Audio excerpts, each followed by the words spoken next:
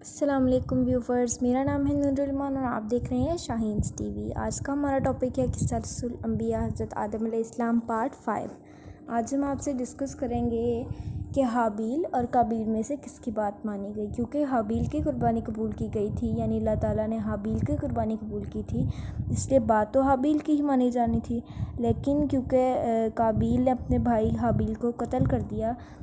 دنیا میں پہلا قتل ہوا، تو آگے کیا ہوا اب ہم یہ ڈسکس کرتے ہیں۔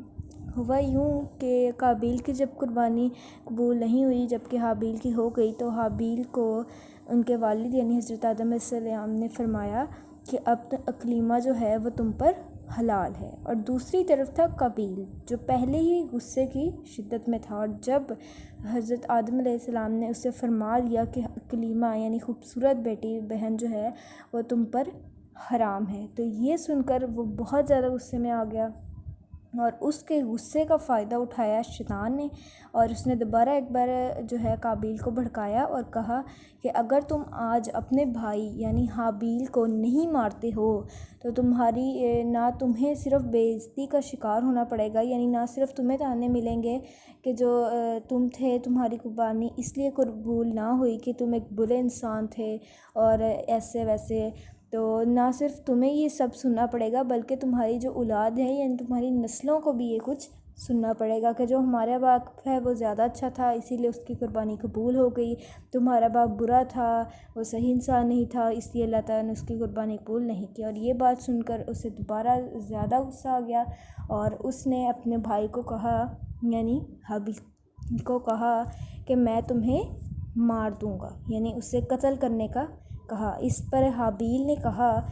کہ اگر تم مجھے مار بھی دو تو میں تم پر یعنی اگر تم مجھے مارنے کے لیے ہاتھ بھی اٹھاؤ تو میں تم پر ہاتھ نہیں اٹھاؤں گا، کیونکہ مجھے اللہ سے ڈر لگتا ہے۔ اور دوسری طرف قابیل نے جب یہ بات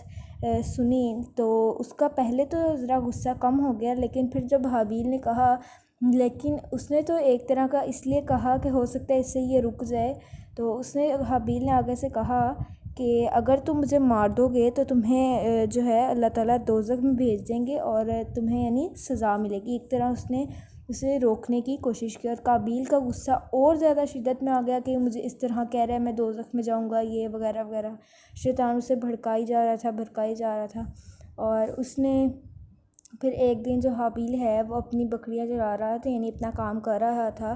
کہ قابیل پیچھے سے آیا اور اس کے سر میں ایک پتھر اٹھا کر مارنا شروع کر دیا، اور اس پتھر کو تب تک اس کے سر پر مارتا رہا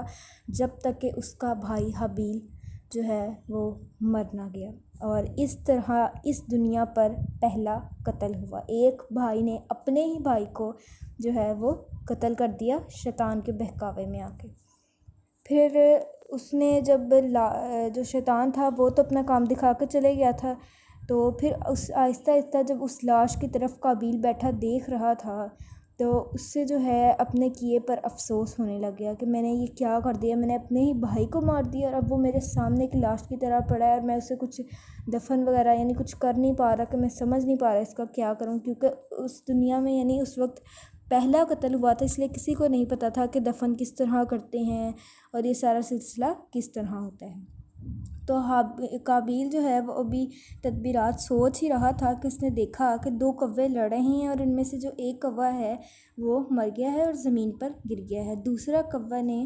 اپنی چونچ سے ایک گڑھا کھودنا شروع کر دیا ہے۔ دیکھتے ہی دیکھتے اس نے کافی گہرا گڑھا کھود لیا ہے اور مرے ہوئے کوے کو اس میں ڈال کر اوپر مٹی ڈال دی ہے، یعنی اس نے اسے دفن کر دیا ہے۔